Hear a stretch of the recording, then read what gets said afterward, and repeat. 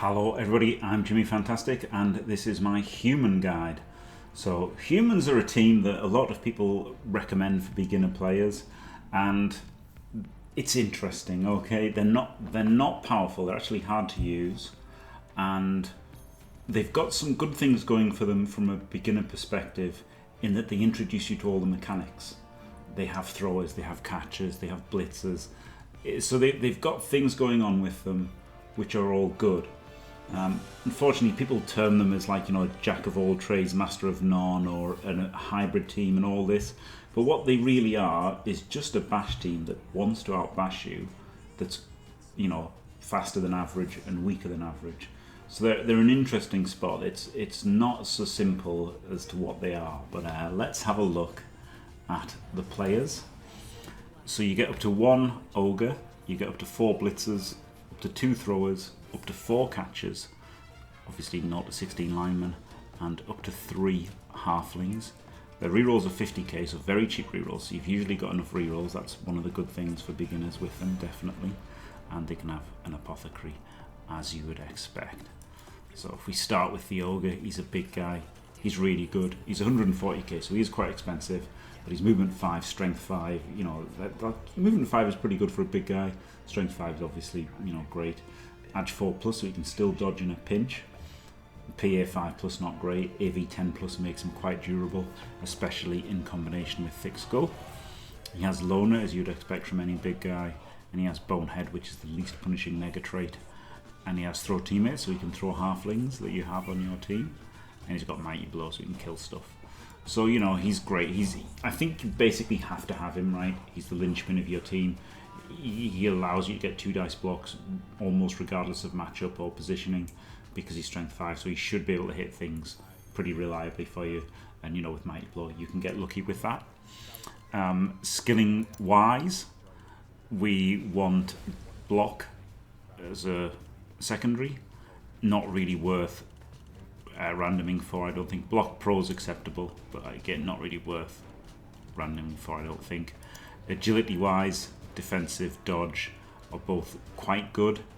Sidesteps passable, and if you get it on a double, it's okay.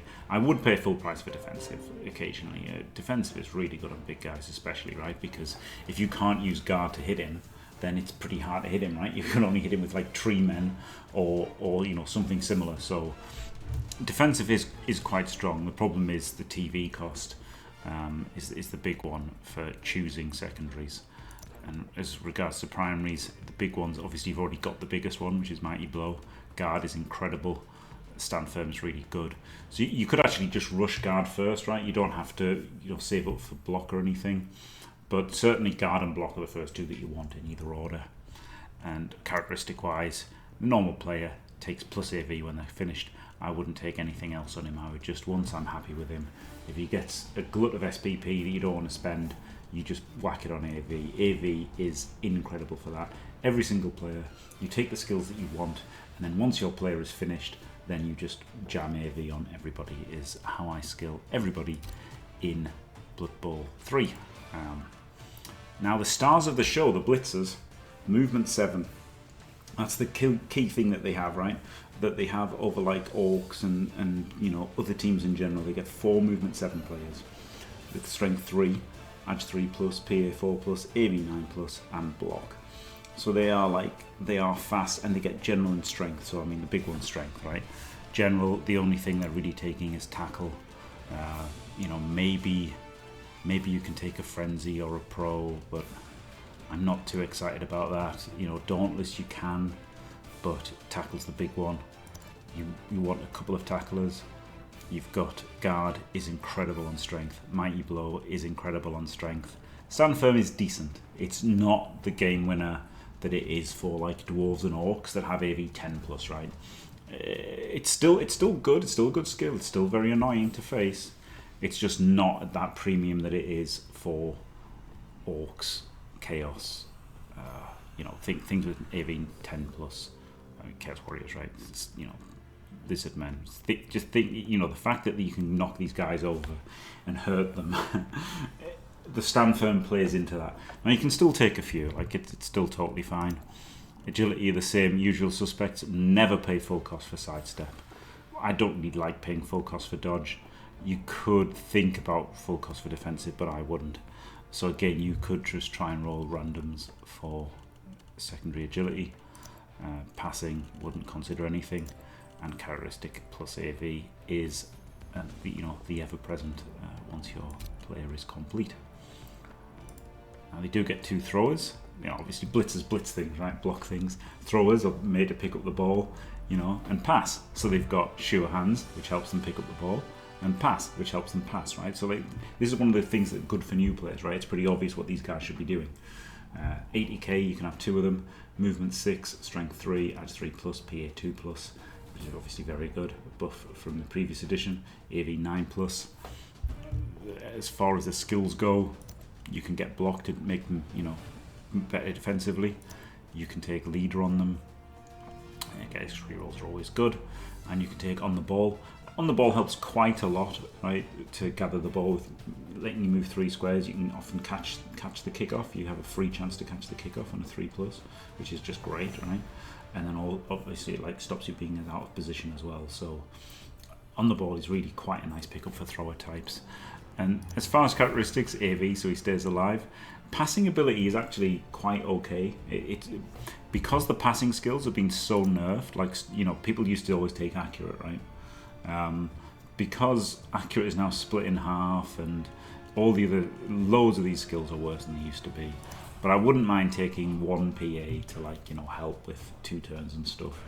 I'm really not against. If I'm going to take any passing skills that aren't leader on the ball, I would just rather take PA, honestly. Movement is fine as well, but the thing is you've got your catches for movement, so I don't value movement on the throw as much as I would on, say, an orc thrower or whatever. And then we've got the catches. The catches are pretty cool players, honestly. Only 65k.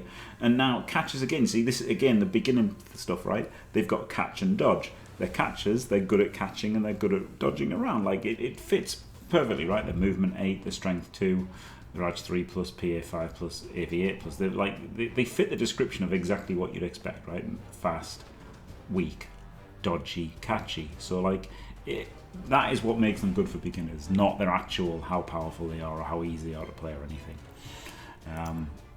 So they want block almost certainly, so they get block and dodge, and then you can build them up with other things. This is if you're using them as a catcher, right? Sprint, sure feet, sidestep, they're all great. You can also take diving tackle, make them an annoyance player, right? You can just go block, diving tackle, and then you could maybe double AV them and just make them annoying players, sticky players. You can also build them sneaky git and dirty player, make them foulers. And characteristics wise, you can take plus movement on them, and you can take plus agility on them, so you can have a dedicated one-turner and in progression. And you can take AV on them as well, because they're only AV 8+. So there's so many ways you can build catches. You can actually build them as kind of gutter runner, kind of sacker as well, right, with the wrestle and dauntless and strip ball. I don't recommend that, but people do it. I would try to build a one-turning catcher and sneaky get dirty player catchers. I think that is better than the annoyance players. But some people like that, and it can work. So don't hate that at all. You could also maybe try to random a guard, but the problem is, you're missing 90 blow. Is not very good on the catcher. Stand firm isn't really good because you could just have sidestep. So, although catchers are good with guard in some formats, it's not worth 40k, unfortunately. I don't want to pay full for any secondaries. Now your human lineman, 50k. Probably the player that the whole game is built and balanced around, right? 6, 3, 3, 4, 9+. This is the standard player which you then compare everything else to. And they're decent, They're fast enough, they're strong enough, they're agility enough, and they've AV enough. But generally other things are compared to this. You compare everything to a human lineman. And it is the building block of the game. Again, another good reason why it's good for new players. They only get generals on primary, so you want block, dirty player. You can random these if randoms are half price, which they're not in Blood Bowl 3 at the moment on the ladder. But block, dirty player, wrestle, tackle. They're the kind of things. Kick. There's a few things that you could get. I would only really want kick on a random, and tackle on a random, right? But I would take block, wrestle, or dirty player normally.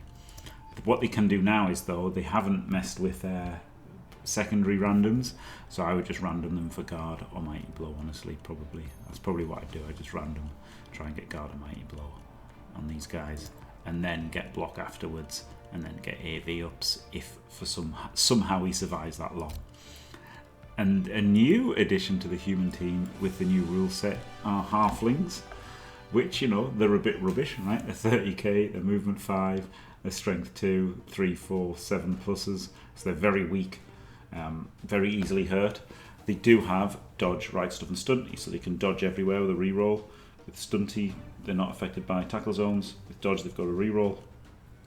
Right stuff is the key one. They can get thrown by your ogre. So, skill-wise, I wouldn't really take any skills on them ever. But what they are good is they're a cheap reserve, right? Like they're a pseudo player, right? So you don't really want to field them, but if you do have to field them, they are technically giving you a bench, right? I think of like 12 players when one's a halfling as like 11 and a half players. And if I have to field them, I kind of think of him as a half player. But he applies a tackle zone just as well as any other player. So like, they're not bad at all. They're really not bad, and it is giving you kind of false bench in a way. I don't know, maybe that's a little bit harsh, but there you go. I think they're fine, right? It does give you a chance of the 1 turn, and you get a dual 1 turn, right? Because you can push your catcher for a 1 turn, but also you can throw a halfling as well. So yeah, that's all the players. So looking at a starting team, this is what I would recommend. I think this is quite powerful. You do have a little bit of wiggle room. I can explain that later, but I think the ogre you require. I think you need the strong boy to do something. Build around him. Try to hit on 3 dice with mighty blow if possible. That will get your removals. You can get a little bit lucky with him. That's good. Start with all 4 of your blitzers. You want SPPs on these guys as soon as possible. You want guard and mighty blow on them. Blitzers are the stars of the show. And you can carry on a catcher, right? So throwers are pretty nice, right? That they can pick up the ball and they can hold it and stuff with sure hands and pass it. But the thing is, you'd just rather be movement 8 with dodge, right? The guy with the ball. And also these are cheaper. The thrower works out a not very nice cost for a starting team. And then you've got some linemen, and you've got an apothecary, which you definitely want eventually in progression. And you've got 3 rerolls, which is as much as you would ever want in progression. So you're basically starting with a lot of the things you'll only ever want, right? And then so you can just simply add a second catcher, maybe a third catcher, maybe a thrower. Like, throwers are okay. They help for 2-turn drives, 3-turn drives, 1-turn touchdowns. They do some things, and they're just tough to fit in the starting roster, being so expensive, right? They're 80k. Oh, I should have mentioned that blitzers are 85 now. They used to be 90, so they've got a bit cheaper, which is nice. But yeah, catchers are super cheap. So what you could do is you could do something like drop the apothecary and have a 12th player, maybe just a lineman. Maybe you could have the 12th player be a halfling, and then you could upgrade another lineman to a catcher. So you've got a bit of wiggle room. I wouldn't though. I like starting with apothecary. Like, imagine if you ogre dice in the first game, right? So I like starting with an apothecary. Also, you can use it aggressively on an early KO or something to help win you the game. I do like starting with an apothecary, and I like the full reroll. So I really like this build. I wouldn't really consider a different starting build to this. Now, in the ladder, Season 7, the cap is 1750, so it could build to something like this. And again, this is just an example rather than a recommendation. But this is, I think you should think about what it builds to in the end. So this has got a heavy bench, 4-player bench. 3.5 as I say with a halfling. You've got your apothecary, your 3 rerolls. You've got an extra dirty player here. We've got a sneaky get dirty player catcher. You could have a second sneaky get dirty player catcher, but then you're struggling to fit under the 1750 if you take the rest of this, obviously. So you've got to prioritize anything you want. Like, you could drop the lineman and the halfling and have another catcher, sneaky get dirty player. So this lineman, you say he randomed a mighty blow there. I think randoming the lineman is for secondaries is a decent strategy. Thrower, block, on the ball leader, so you get 4 rerolls. Things are going to get more desperate the higher TV you go, right? Like Chaos and stuff are going to remove you more. Orcs are just going to dominate you with guard and stuff, so you're going to have to start rolling dice to make things happen, and having the leader is going to help with that. Also, he's got on the ball to help with short drives, particularly with the 1-turn touchdown to this godlike catcher here. Plus movement, plus agility, plus AV. This plus AV, could be something else, right? It could be sure feet or something. But I don't feel like you really need sure feet that much. You shouldn't be brushing much except to score a 1-turn touchdown. So you're not getting a lot of value out of sure feet. Now, obviously, you hope to not get much value out of plus AV either, but it's only 10 TV, and you really don't want him killed. So yeah, he's taken block, sidestep, and sprint, which all help massively the 1-turn. So this is very good for the 1-turn. This catcher. And then we've got 4 blitzers. We've gone guards. Guard first. We've got a plus AV up guy here, to fill out the points and the SPPs maybe. And a couple of mighty blow tacklers. And another, this is what your team will look like, right? You'll have a few AV sprinkled in. Some players will die. You're not going to get everything built completely uniformly or anything. And then we've got an ogre with guard and block, which is pretty nice. So yeah, I think that's something like this, right? Again, you've got a lot of freedom in how you build things yourself personally and stuff. And here's the arena team, given the Norska arena rules for Season 7. So, like most, NAF-style tabletop tournament builds, we're going for maximum guard, which is 5. And then we've taken a block thrower and a block catcher, which is quite good. I don't value, like other people can value mighty blow and tackle more on blitzers, but I personally don't. And yeah, 4 rerolls is a really good amount. 13 players is a good amount, plus the apothecary. I will go in more detail on the arena and NAF style on the follow-up videos. Now we can have a look at the inducements that humans get. If humans are down TV, they generally want to be playing into the kind of elfy side of their supposed 2 sides of play. Now, make no mistake, they are a bash team. They are a fast, weak bash team. They are a bash team, so their elfy side is just desperation plays with another name, basically, right? Like Chaos are capable of desperation plays, so are Orcs. Humans do have more speed, so that when they have to do desperation plays, they're generally more dynamic, more powerful, moving those 8 squares away with a catcher and stuff, like a cheeky handoff to a blitzer, another 7 squares, rush a couple of times. They can outdistance things quite well, but it's still a desperation play, right? Their primary goal is going to be outbash you. So with that in mind, kegs if you're down to Orcs or something, keep your players on the pitch. Bribes can be really good versus the lighter teams like Elves to get players up. The Apothecary I don't think is good in the new rules. It's not as good, and 100k is a lot. Master Chef is obviously, always too expensive. Cheerleaders and assistant coaches only if you've got nothing else.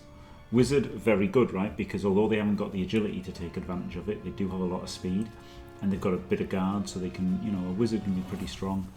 I think the extra team training isn't good because you've got 50k rerolls, so aren't really going to need that very often.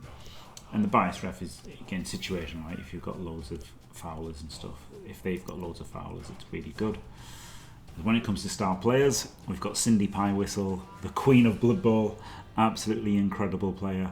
Unfortunately banned in Season 7 of Blood Bowl 3, but if you're allowed Cindy Pie Whistle, you should always get her. That's how good she is for 50k. Ridiculous. Completely warps the game, makes the game entirely about her presence and what she can do. So, if you can take Cindy, you take Cindy. Now, Griff is another one where if you can take him, you take him, but you are going to be in a bit of trouble because he's 280k. So, you're going to be in a bad spot without him, but he is really good. Movement 7, strength 4, edge 2+. He's got rerolls for everything he does with block and dodge, and he's got sprint and sure feet. He is a quality player, but super expensive, and he's a megastar if that's relevant to your league. Grombrindal. Some people really rate Grombrindal. I think they're wrong. I do not rate him. He's only strength 3. He's got block mighty blow. His ability can give mighty blow to somebody. I think he's very weak for 210. I think, especially when you compare him to Carla and Zug. Grim Iron Jaw also, I think everyone agrees Grim Iron Jaw is rubbish. But these two are both quite good, and they bring different things to the table, Carla and Zug. The depending on who you're facing and what you think could work against them. Carl is movement 6, strength 4, edge 3+ with block and dodge. Mighty Zug is movement 4, strength 5 with block and mighty blow. So I think Zug is probably overall better, but there are situations in which Carla is better, right? Yeah. She's a bit dodgier as well with AV 9+, so a bit riskier. All your eggs in one basket a bit more. But on the other hand, obviously, you're trying to protect her from getting hit, whereas Zug's on the front lines. But if you've got Zug and an Ogre, that's a pretty strong combination. Puggy for 120, it's probably only going to get him if you can't afford a Wizard, right? A Wizard's usually going to be better. But he's kind of okay, right? He is only AV 7+, which really sucks. But he's strength 3, block dodge. He's got a reroll, and you can throw him with your Ogre, So, yeah, he's not a terrible Puggy. Not great. Helmet Wolf is a chainsaw and therefore terrible in my opinion. It's just high variance, right? Yes, you can hit things and be really lucky and cast things, but he's usually going to get hit back and removed himself, and it's not for me. Some people, find it fun and stuff. Fair enough, right? Crack on, but not a serious option for myself. And then Morgan Thorg is, the god of Blood Bowl, isn't he? 380k. He's so expensive. And you really need him if you're down that TV. But Mighty Blow +2 is ridiculous versus everybody. Strength 6 is incredible. Movement 6 is incredible. Adds 3+ so he can carry the ball as well. He's, and he's actually really good throw teammate as well, just randomly. So, yeah, Morg is incredible, but he is a megastar. So, a lot of times you're not going to get to use him, depending on your league or whatever. So, yeah, there you go. That was the whole video really then, and humans are a weird one, right?